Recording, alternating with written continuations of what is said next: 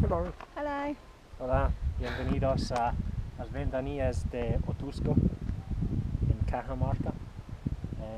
So, since our last vlog update, we have been to Lima. Not really much to say, to be honest with you.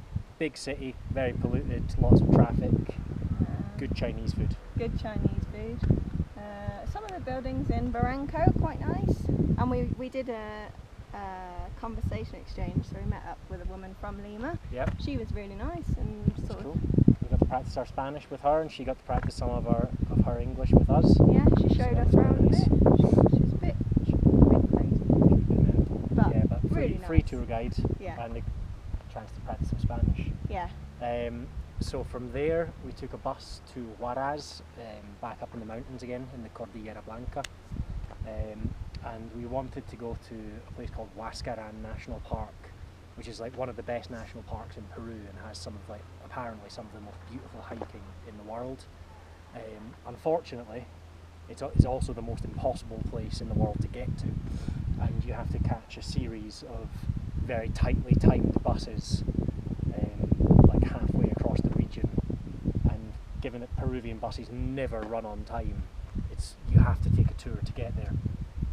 So we sort of decided that actually, rather than spend an outrageous amount of money to be shown around a hike that we could have done ourselves for like a tenth of the price, that we would just move on and try and catch up some time on ourselves. So Steph went on a hike while she was there. Yeah, Ian got sick, so I went on a hike, which I did stubbornly refuse originally, but Ian said that I should go because he'd rather be vomiting on his own. So I went on this hike, and it was completely stunning. Like the walk itself, you're sort of between all these glaciers and mountains, and it's really beautiful when you walk.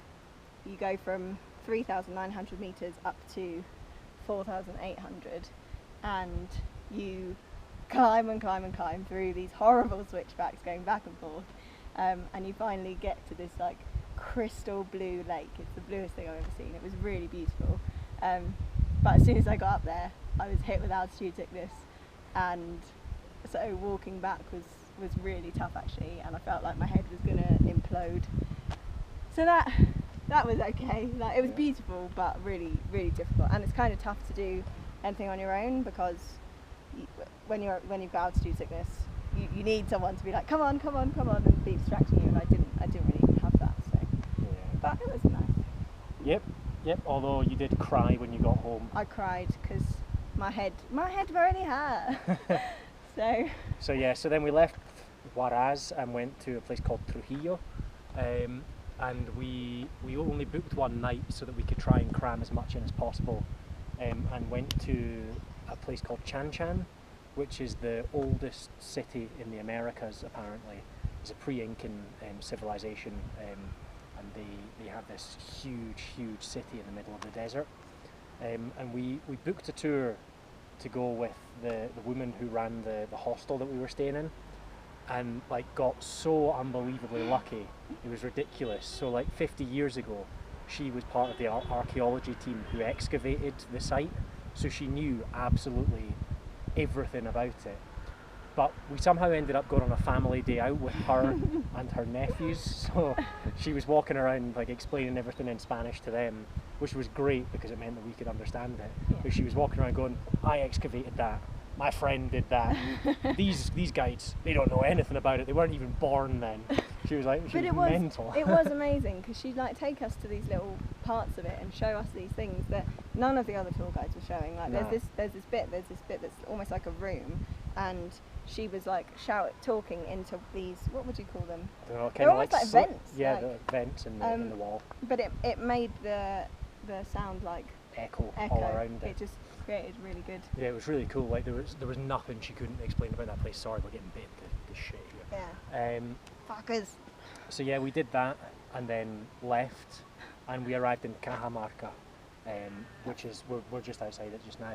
And this place has actually been really good because we were getting a bit jaded with travelling because everything was just so difficult, and here everything is just so unbelievably easy. You can walk everywhere or take little minivans for 20p, or it's just really good. It's really easy. So Yesterday we went went to some Incan hot springs. which was awesome because basically they just let you in. They were like, right, here's a private bath, and we just had our own little room. They're like, here's a private bath.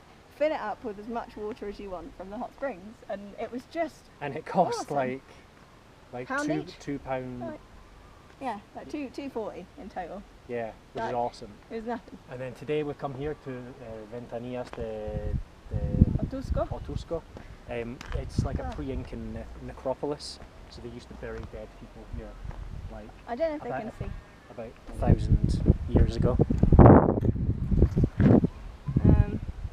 Yeah, but this is the result of basically dead people were buried here, and then either the Spanish or Grave robbers. grave robbers. Hang on, that's Tell too me. low. Okay, Or grave robbers came and took all the stuff. yeah, which is the result of this. So rather than dig into the ground, they just sort of went into the wall and went and got all the stuff out from there, which creates the windows. And tomorrow we're going to some aqueduct and also this like stone forest. So it used to be at the bottom of the sea, and then Tectonic movement. tectonic movement happened, and now it's at like 4,000 meters above sea level. Yeah. And then we are leaving and we're going back to the Amazon, but only to